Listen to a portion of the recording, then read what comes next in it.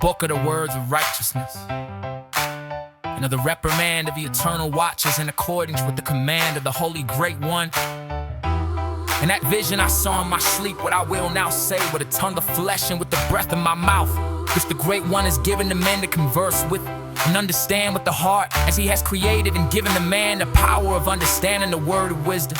So as he created me also, and given me the power of reprimanding the watchers, the children of the heaven, I wrote out your petition, and in my vision it appeared thus: that your petition will not be granted unto you throughout all the days of eternity, and that judgment has been finally passed upon you, even so will not be granted unto you.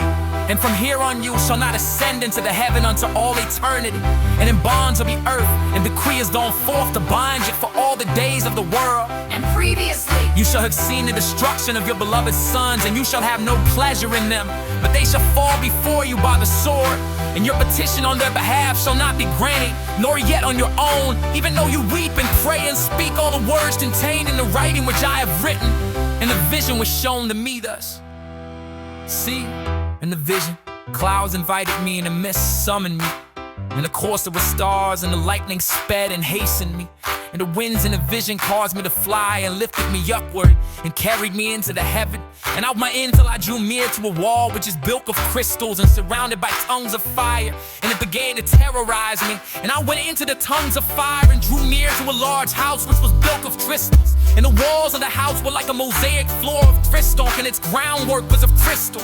Its ceiling was like the path of the stars, and the lightnings in between them were fiery cherubim. And their heaven was as water, a flaming fire surrounded the walls, and its portals blazed with fire. And I entered into that house, and it was hot as fire and cold as ice. There were no delights of life there, and fear covered me, and trembling took hold of me. And as I crept and trembled, I fell upon my face, and I saw a vision. And see, it is the second house, greater than the former, and the entire I world, stood open before me, and was filled with flames of fire. and in every respect it so excelled in splendor and magnificence and extent that I cannot describe to you its splendor and its extent.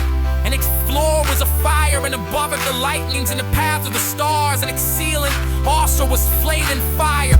And I looked and saw there in the high throne its apparent as crystal, and the wheels thereof is the shining sun. And there was the vision of cherubim, and from underneath the throne came streams of flame and fire, so that I could not look upon it.